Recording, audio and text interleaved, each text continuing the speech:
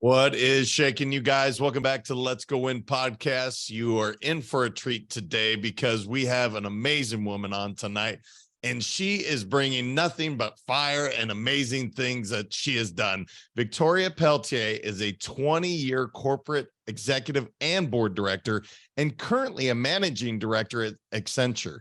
Nicknamed the turnaround queen by former colleagues and employers, Victoria inspires and empowers her team and clients to change mindsets and drive growth in business, leadership, and culture. Victoria was recognized as a top 50 business leader in technology by Insight Magazine in 2021 and a Mentor of the Year by Women in Communications and Technology in 2020. The turnaround queen, Victoria, what's happening? Thank you. Sorry for that long bio. It's a mouthful, but very happy to be here. I'm so happy to have you. And I mean, look, when you have a nickname like the turnaround queen, it obviously piques my interest. So you're in the corporate world, you're kicking some serious butt, it sounds like, and you're turning things around. Tell me what's kind of your story? How'd you get to where you're at today? Well, I can get to the turnaround queen, the moniker, for that in a moment. I'll tell you about the career journey. What is really interesting is from childhood, I thought I was going to be a corporate lawyer, and I'm the farthest thing from it, other than the fact that I review an exorbitant amount of contracts on a regular basis. I worked for a bank while I was in university and got promoted very quickly through the ranks into a senior leadership role. So when I thought I was taking a year off before law school and potentially moving back cross country, none of those things came to fruition. I decided to follow my passion, which is career advice I give to many, the things I enjoyed doing and I got paid for doing, which was being a leader in the corporate world. And continued to develop my skills, and ultimately was leading a discount brokerage for one of the large Canadian banks where I originally hail from, and then got recruited out because I'd been running large scale operations within banks at age 24. So a massive stretch role for me at that point to become the chief operating officer for a large outsourcing organization who chose me because I'd been running call centers and I had banking experience, and those were many of their clients. And then I continued down that path. And as I said, never went to law school, progressing from there to become president of a company at age 35, CEO by 41. Most of my career has been spent in the professional services arena, supporting other clients and their customers or their employees. And I will tell you, I've always had a side hustle on the side, most of which have been approved by my employers and usually look quite well on them as well, such as my public speaking work or executive coaching that I do. So, I mean, the question begs to be asked, these promotions at such a young age and a female in a pretty male dominated world, what the heck are you doing? What are you bringing to the table? I mean, you are seriously, that is impressive. Those accolades are pretty phenomenal. Thank you. I appreciate it. I attribute the career success and advancement to a few things. I mean, turnaround queen comes because I've been a part of 18 mergers and acquisitions, and those normally come with massive restructuring, looking at synergy and cost play, and also coming in and taking distressed businesses or units and improving their performance. But that's what got me that nickname. What helped get me there was absolute tenacity. I've taken this my younger years, my youth, in fact, are my why, right? Long before Simon Sinek and became famous with his viral Start With Why video, I was trying to understand not only what my own experience was contributing to how I thought and I felt and I acted, but others as well in the workplace. And so that drove me forward. I was determined to be better than my biology or the circumstance I was either born and raised into. And so work ethic and performance at work was the thing I could control. So I showed up, I invested in developing my skills and deeply understanding how success was measured in the organization, and then not just being revenue and profitability, but there's significantly other measurements, particularly as a leader in business. So looking at the skills built as a leader, and I got it wrong early on, and I had to learn from some of those mistakes, but showing up, investing in my skills, performing, developing a very strong personal brand. When you're in business, I mean, we all know people do business with people they like and they trust and they want to do business with. So how did I differentiate myself from my competitors and my team from their competitors and who they chose to buy from? And how do I build a strong network? And then ultimately too, how did I create boundaries, both vast ones in terms of no one telling me how far or wide I was limited to go to, but also the things I would start to learn to say no to, focus on the things that brought me value or joy. Well, you're wise beyond your years at that point to know all of those things. I will say, to create boundaries at such a young age, it's phenomenal. I want to talk on something that you hit, and that is really working on the things I can control. I would say it's something that is often overlooked and yet so vitally important to, as the sign over my shoulder says, your mindset, the fact that it matters.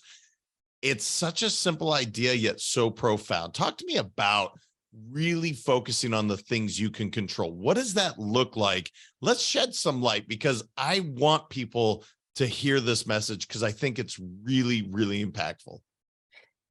So this for me, I think when I was younger, I tried to control everything. Not shockingly, your audience would quickly understand I'm a very A-type personality. And so for me, it was delivering exceptional performance and trying to have my arms wrapped around everything. Again, the things I could control, understanding how success is measured. And this is one thing I think, particularly in the corporate world, many people don't understand, and they focus on sometimes not always necessarily the wrong things, but not all the other contributing factors to that. So it's understanding those things and how do I personally drive and affect change in those areas. And then the other thing is around controlling the things you can control, is also around where you want to invest the most time and energy as well, quite frankly. And so that's those things that bring professional or personal development, pay, but also this notion of, I use the word joy, right? I've got an 80-20 rule. And I don't want to be working for leaders or organizations or in a role where the 80-20 rule doesn't apply. There's always going to be the 20% of stuff we just have to do and, to move forward in our day, or people we don't enjoy working with, but 80% of the time. And so for me, that's where I've chosen to focus my energy on what I know is going to be defined as success by my team, by my clients, by the shareholders in my organization. And then the things that I also really enjoy doing and where I have skills. But the other thing that's important to learn is to let go of the things where I can't control them, or hiring people in the business or leaning on people who have that capability. I surround myself with a diverse team and put my hand up and say, I don't know what I don't know, but I'm going to hire the people that do. And that is ultimately how we deliver strong performance for all of our stakeholders around the table. Yeah, it's a brilliant conversation, especially around the diversity. And it's fascinating. One of the most recent books I've been reading is Lencioni's 6 Working Types of Genius, or it's 6 Type of Working Genius. But the whole idea is, look, I'm really good at these areas and I get fulfilled. I'm okay over here. And even if I'm good, I get drained over here. That's kind of what I heard with what you're saying, is like, look, maybe I'm really good here, but I'm not good over here. I'm going to outsource and or bring onto my team. Talk about how you go about figuring that out, what you're good at, and then how do you find those, again, whether that's a diverse mindset, it could be diversity in many areas. So I'm just curious, your ideal way of going about finding that to really make sure that everything comes together and it's totally synergistic. For me, it's a multitude of things. So actually, I spent a lot of time leading HR and workforce strategy businesses. And so I've been fortunate to have a vantage point into multiple industries and businesses and see what works well and hear from leaders in terms of both their failures and why they're bringing my team in to help them succeed, and also learn from where they've had some successes. So I've been very fortunate, for that, number one. Two is, for me then as a business leader, I think I have an incredible amount of self-awareness. And so that is, the reflection around, what are the things, not just that am I good that and can perform at where I have skill, but the things that I enjoy doing. So I grew up in an operational capacity. And so I have capabilities to be incredibly hands-on with certain things, but I really don't enjoy it. So is that going to produce the best result going forward? No. So let me find someone who that kind of work brings them joy and they get excited by doing it every day. But it's also by evaluating, looking more holistically from a strategic perspective at skills, not just the job titles and roles, but what are the unique skills that are required to deliver effectively, whether it's a project or a holistic operation on ongoing performance, and then really focus on that notion of skills and finding not only the people who have those skills. So am I going to go and buy and hire that talent in? Do I build it from within by finding people with propensity to learn and again, potential? Do I automate things? And so it's a real balance. And, as I said, I certainly didn't always get it right. I've just been fortunate to now be doing it for a very long time and learn from a lot of those mistakes and lessons and from other people. How did you enhance your self-awareness? Because I think if one quality we could all really benefit from is having that self-awareness. And I talk about it frequently with my clients, but I'm just curious, how have you found it most effective to really enhance your self-awareness? So I go back to my youth. So I'll tell my backstory. So I'm born to a drug addicted teenage mother who was extremely abusive to me. I was taken out of her care. I was adopted. So I'm very fortunate that way. And my adoptive mother, my mom, was one who I attribute helping me on that journey to self-awareness. I was hardened by those early years. My nickname is Turtle because I've got a very tough exterior. I can shoulder a lot, but I'm actually all marshmallow on the inside. And I remember her pushing me hard to say, like, Tori, understand why are you feeling this way? Why are you reacting this way? Let's kind of uncover that. And sitting down for hours at a time and having these conversations. And I can tell you, as a teenager, I hated it, but I absolutely attribute her forcing me to sit down and look hard at the girl sitting across from myself in the mirror and go, why are you feeling that way? So now I do that. I look at a number of years ago, I left an organization. And as I moved into a new one shortly afterwards, I was like, I'm still not enjoying this. You know what? The common denominator here is me. So I'm going to have to sit down and say, is this a reflection of how I am in these two organizations? Is it the role? Like, what is it? And so it means sitting with yourself and having some pretty difficult self-reflective conversations, and then leaning into, if I'm not showing up in the way that I want to, start to model the thoughts, the actions, the behaviors in which I want to be appearing, or the way in which I want to move myself forward. And it's tough, and it doesn't come overnight. It's like consistency in that and repetition to build and form habit. It's such a brilliant question, by the way. Why am I feeling this way? Why do I think this way? Just asking yourself these basic questions. Your mom is that is really a pro tip. I'm telling you, why do you think this way? Why is this happening? And when you start to figure out where it comes from, you're like, oh, maybe that's freaking crazy. Maybe that's awesome, or it could be horseshit. But by the way, it's a good question to ask. I think that's so important. One of my favorite things that came out of that, not that you were born into a mother that wasn't kind, and I'm so glad that you do have an amazing mom now, but is the fact that it's not all sunshine and rainbows. And I promise, as many promotions that you've received and all these accolades, there's tough times. I want to hear some of those where you really had to dig down to really, have that grit, that resilience to keep pushing forward, because anybody in a corporate world knows it's not always a pat on the back and you're doing a great job. So what's been a key for you to keep pushing forward? So I am my personal philosophy and mantra is about being unstoppable. And for me, the other is no excuses. I sign a lot of my social media posts off with hashtag unstoppable and no excuses. My children hate the no excuses one. I will tell you that. But that's just it for me. It's about, I'd say it's setting goal and objective. So first of all, it's about being resilient, period. So setting the goal or objective and being really clear. And you said shit, so can I swear? Like shit's gonna Go happen. for it, please. Shit's gonna happen. And so recognizing that, being comfortable, not only with failure, sometimes it's going to come and you're going to fail and you pick yourself back up and you look forward towards that goal and objective. But again, it's around modeling the actions, behavior, language to get there. And so for me, one of those examples is, so I said 18 mergers and acquisitions. There was one company in particular I'd worked with where we did 6 acquisitions over the course of 18 months. Wow. And so this was, and I was running North America for this global organization and majority of all of our operations. And so that's where a majority of our employee count sat.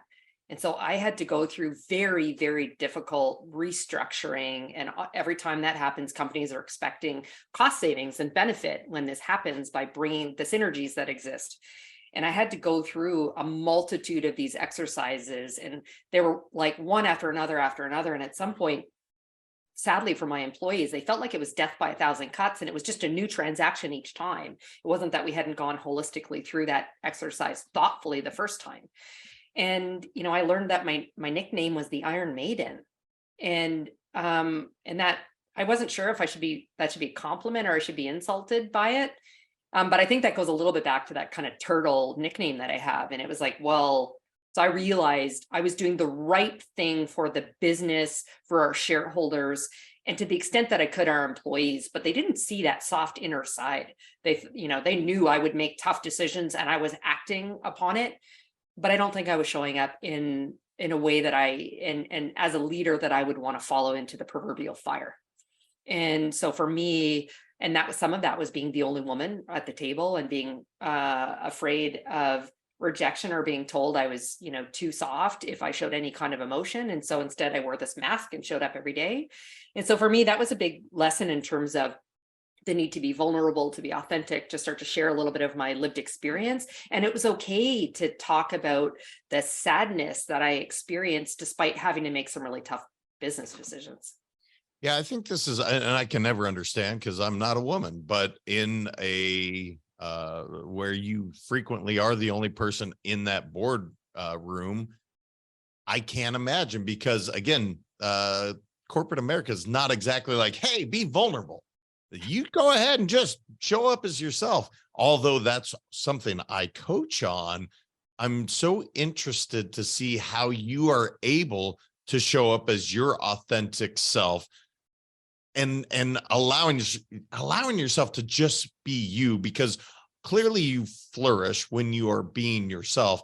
But in that corporate setting, often that's not a comfortable place. How have you been able to balance that? Because again, I'm not in the corporate space, or I haven't been for a long time. I haven't had to deal with those dynamics. So it's hard for me to understand it because I am just me, man. This is what you get. You like it, you don't. Tough shit one way or the other. But how are you able to navigate that successfully? Well, I didn't early on, I think, because when I said that first executive role at age 24, I was the only woman around the boardroom table and the youngest by at least 2 decades. And there was a bit of imposter syndrome too. It was a stretch role for me. So I showed up in the way I thought I needed to. I even lied about my age. No woman will do that now in the upwards direction, but I did. If I got pushed into a corner to disclose my age, I lied about it. And so therefore I showed up in the way my male counterparts would. So I didn't show, feelings and emotion, but I also had to grow into comfort doing that. It wasn't all because I was the only woman or I was the youngest at the table. I was afraid, I think, to be more vulnerable. And so I had to learn how to do that. But so I told you the Iron Maiden nickname, but it was probably not long after that, maybe a few months afterwards. I came in one weekend or on a Monday from the weekend and talked to a colleague about what I had done that weekend. And I said, I watched a movie and I'd been bawling. Like the movie was so sad. I didn't have enough Kleenex. And she looked at me, she goes, oh my God, Vic. She said, I thought you'd be the type of person who laughed at people who cried at movies. And like that literally crushed me, because that is not who I am as an individual. And that was one of those defining moments for me, because I thought I was showing up in one way. That was when I needed to go home and stare at the woman, across from me in the mirror and say, like, who the hell do people think I am? And so for me, that was a moment where I had to reflect. I'd had some pretty poor leaders that, people will often ask me, who are your mentors? And I'll say, I actually have people that I look to that I want to be nothing like. And I feared that had become one of those people. And so showing up as my authentic self was a challenge for me, because I feared what that would mean. But I also understood deeply that to build trusted relationships and have a team that would follow me through such significant transformation and transition and challenge, I needed them to trust me. And there was only one way I was going to get them to do that. And so I had to build that relationship with them. And so that for me is when I knew that was the defining moment, that I had to do something very different and just be my authentic self and share my experiences and emotions with them. How much easier has it been since? I mean, for me, it's just like, God, I'm 6'5", man. God made me this way. It's really easy to be 6'5". It's hard to be 5'5". So it's like, just be 6'5". How easy was it once you made that decision to just let people in, let them see who the true Victoria is, not the Iron Maiden, not the turtle, not the turnaround queen, but truly who Victoria is? Has it just made your life, and it's a loaded question because I think I know the answer, but I'm just curious your experience. Has it been so much easier? It's so much easier now, for sure. I mean, not that I ever lied, but I withheld things. And so for me, it's just, I'm an open book. Now I never have to think about, who did I say what to? Am I afraid? Are they going to? And so for me, now it wasn't easy to get there. It took me years of constant practice. Even just, I was all business all the time. So I walked into a meeting, there was no small talk. We went right into the agenda. And even building relationships so that took practice. Going, no, we're going to stop. We're going to take 5 minutes. I'm going to ask them about their weekend, ask them about their family. Like, now that's just totally innate. Drives my husband crazy. We got in an elevator and I'm talking to strangers. But I have this incredible network and people around me and relationships as a result. So, the answer is, it's been amazing for me as a leader, as a speaker, and just in terms of my goal of having a much bigger impact on all those I touch, just by being my authentic self. We've had similar paths. It's so fun to see someone else have this revelation, the light bulb go off, and it's like, oh gosh, I really wish I knew this in my 20s, how much time I would have saved. The word leadership continues to come up, and it's one of my favorite subjects to talk about. And one of the things you mentioned, and I think this is such a really important point I want to talk about, is there are great leaders that you're like, yes. And unfortunately, more often than not, there are really some shitty leaders. But what's fascinating, Victoria, I think I've learned as much from both, what to do, and then more importantly, as you said, what not to do. What is your overall stance on leadership as you've seen it develop over the years? Because I know I'm clear on mine now, but I wasn't early on. I'm just curious how yours has been shaped, because it is interesting to have these mentors and yet have the ones that you're like, yep, I'm not going to be that guy or gal.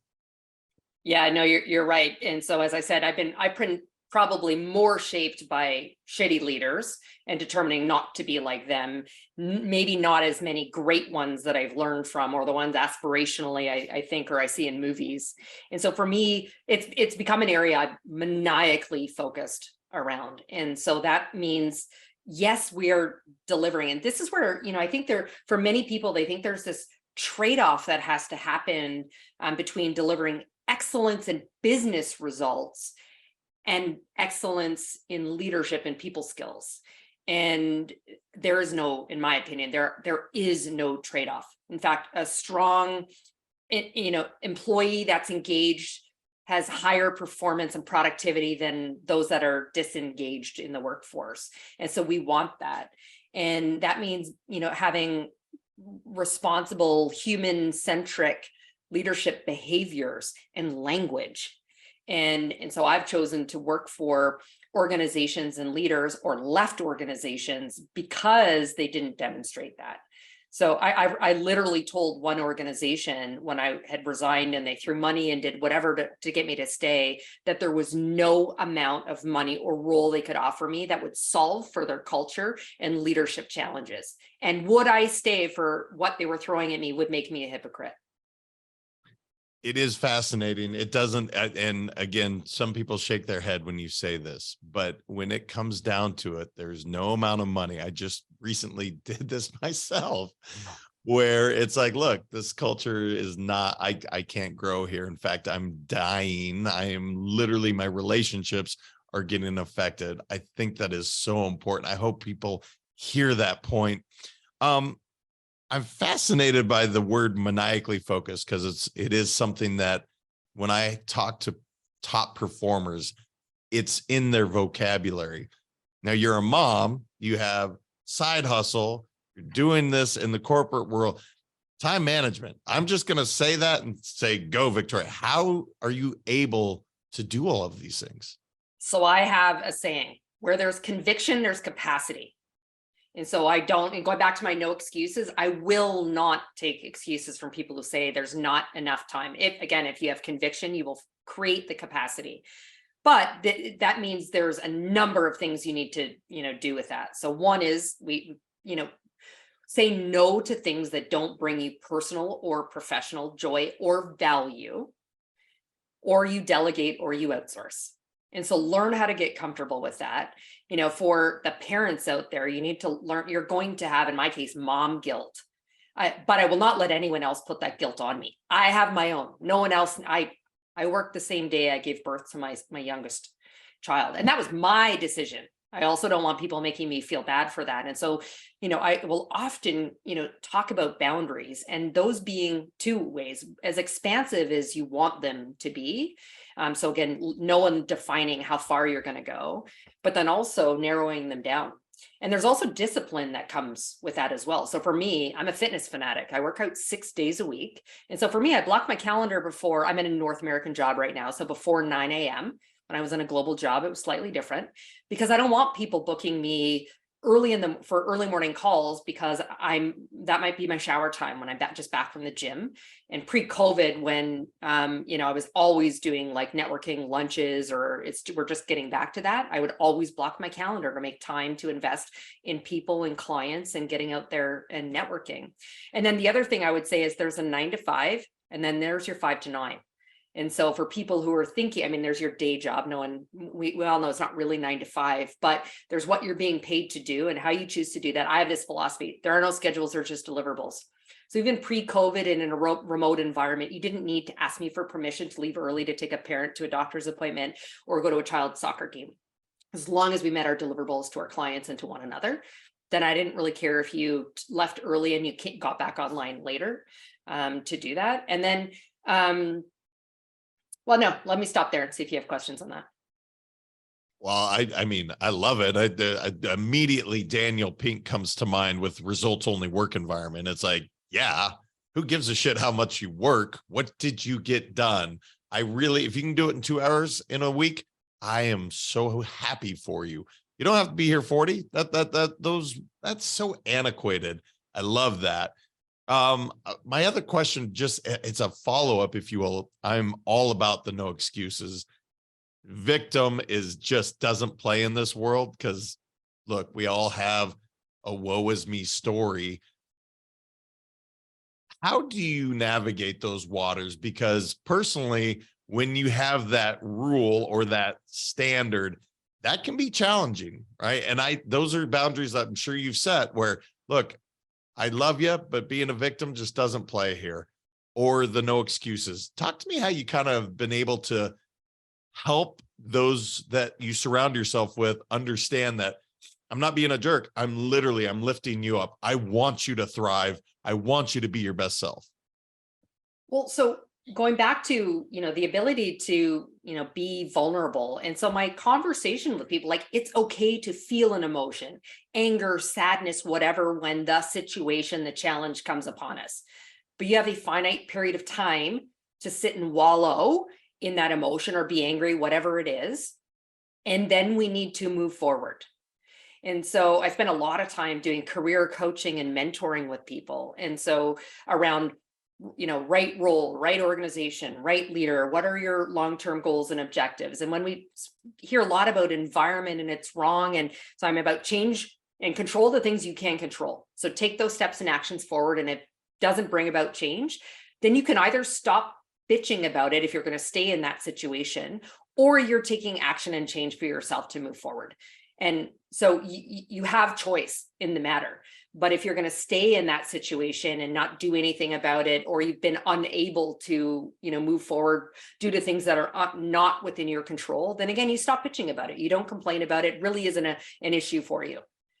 Or again, you take action to move forward, and let's develop a plan in terms of what that looks like, and surround yourself with a tribe who will help you. Yeah, as a mentor, and again, Mentor of the Year by Women in Communications Technology in 2020. So I just reiterate this for a moment. Setting these boundaries with these mentees, quote unquote, and I'm using air quotes because the mentor-mentee relationship, I think both sides get a ton of value if you do it that way. That being said, yeah, how do you set those boundaries so you are clear? I am here, I'm giving you, I want what's best for you, and these are the ground rules. Is it setting those expectations, knowing that, look, if you want Victoria as a mentor, just know that these are some of the rules so that we can have a really positive, uplifting relationship?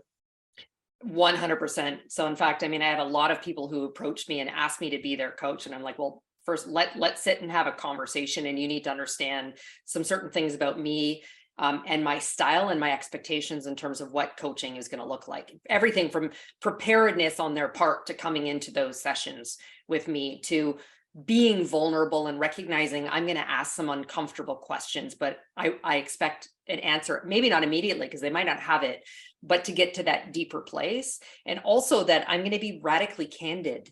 I'm going to, if you've heard Kim Scott's book, Radical Candor, but that's always been my style. I'm going to be direct and share with you some feedback that other people might have sugarcoated or been afraid to tell you, but I'm going to do it from a place of care and compassion and to help you grow.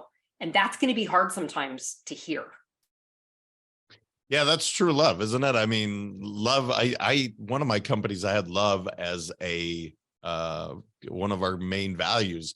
People are like, oh, that's soft. I was like, oh no, that means the real conversations. Like, that's what you're signing up for. I love you enough to tell you the stuff you really don't want to hear.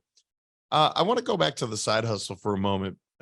As much as you have going on in building your own corporate career,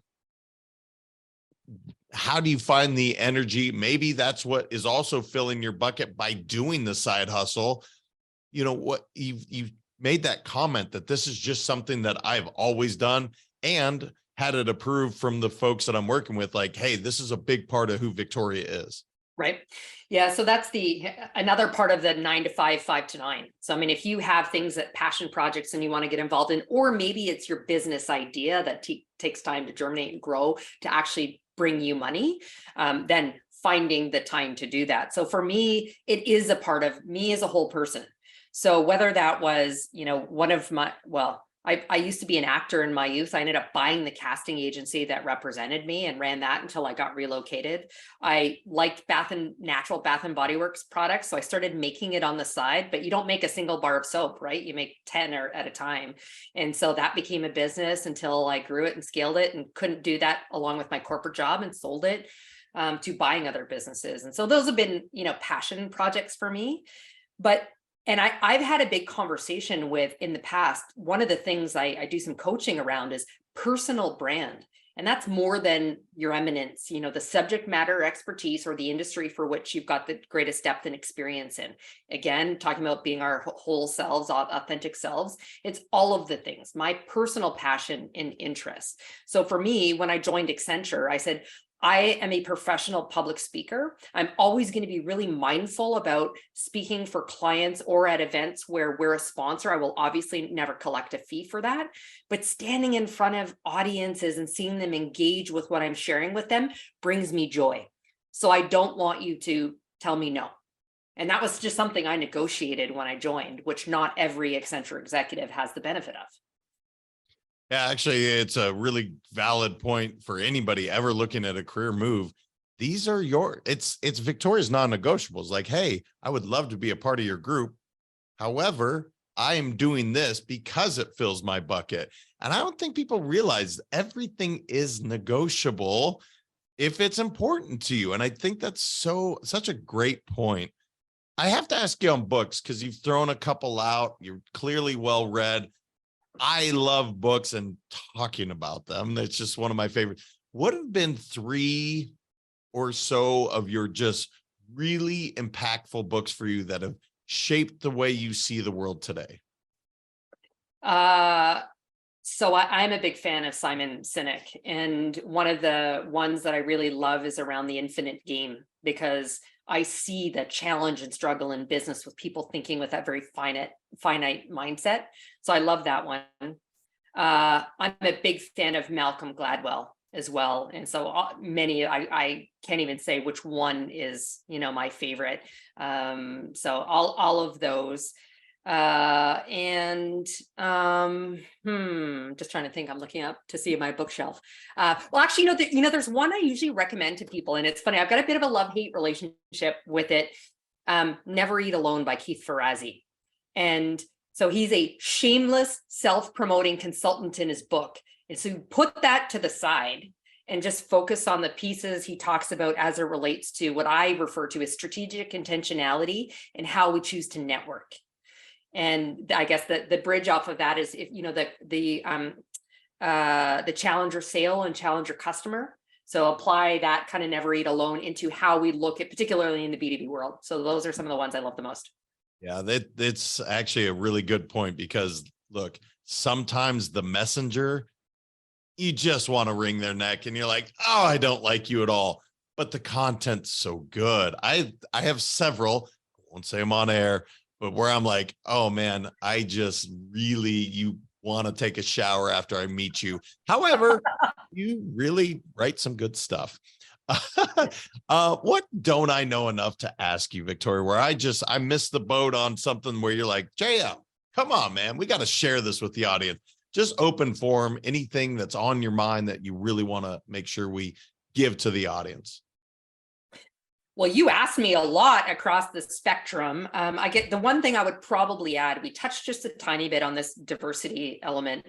One of that for me, diversity, equity, inclusion, and now you'll hear B for belonging, I think is fundamentally not just the right thing to do in business, but again, it's needed in business for a multitude of reasons. We talked about skills and looking for the right kind of skills to bring to the table to round out to the potential and propensity for people to learn all of these things. So I'm such a subscriber to the importance of having a diverse, and diverse is not just right now, it's been post George Floyd, it's been incredibly focused on race. And recognizing that there's an intersectionality of all different kinds of diversity, whether that's certainly gender, it's sexuality, it's race, it's religion, it's neurodiversity, it's lived experience. And so how rich it is to bring a diverse community together, not just workplace, community together, but then the inclusive part. So I will spend time with CEOs or other C-suite executives talking about there's no silver bullet, but don't be focused on widening the aperture to bring diverse employees in without focused on creating the right kind of culture and environment to make them feel like they can show up and be their authentic selves and that they belong in that environment. I think that's critical, and not just the right thing to do from a checklist perspective off of like ESG and regulatory requirements. Yeah, and if you guys ever want to dig in on this, Google has done so much work on teams, and what Victoria is talking about is 100%. You can't see from the lens of, let's say, Victoria grew up in Canada. I'm not Canadian. I don't look at it that way. Malcolm Gladwell, that's why he's so fascinating, such a diverse background in himself, and he looks like a Simpsons character, which is awesome. But no, we can't see through the lens of someone. My wife is a little Asian gal that I'm not a woman, nor am I Asian, so I can't see through that lens. but I want that perspective. I think it's so important what you're talking about. Victoria, you are a brilliant woman. You're doing so many great things. How can people connect with you online to hear you speak, hear what you're doing? What's the best place for my audience to really connect with you online? Well, I have a personal website, which is victoria-pelletier.com. I'm sure it'll be in your show notes because not most people will butcher the spelling of that. That's the best way to find it. The media that I do, the speaking engagements, all of the content that I write and share is posted there. Or of course, for anyone in the business world, you can find me on LinkedIn. Well, I enjoyed the conversation. I mean, again, you've done so many amazing things. You're going to continue to, and I just like how comfortable you truly are as yourself. And if that was the journey, the process that you went through, just like I did, I'm so happy for you, and I'm so blessed that you're on the show. So thank you. Thank you for having me. Guys, I mean, look, if you're working on a side hustle, if you're in a corporate, if you're looking for leadership, you're talking about culture, we're talking about diversity. She brought so much to the table. Go back, rewind the tape, hear it several times because there's gold nuggets throughout. Also, please make sure to share, subscribe, review, get this out because people need to hear what Victoria's talking about. And the more that you do that, we continue bringing on amazing guests like her. Until next time, remember your mindset matters. I appreciate you all. We'll talk to you very soon. Thank you so much for listening. If this content is delivering value to you, please make sure to subscribe, rate, and review us. That helps us build this community, and that is what we are all about. Building this community as big as we can, helping as many people as we can, and deliver as much value as possible. Be sure to head over to letsgowinpodcast.com for information on my coaching courses, and make sure to follow us on Facebook, Instagram, and LinkedIn at Let's Go Win 365. Let's go win and transcend in life. This is the Let's Go Win podcast with your host, J.M. Ryerson.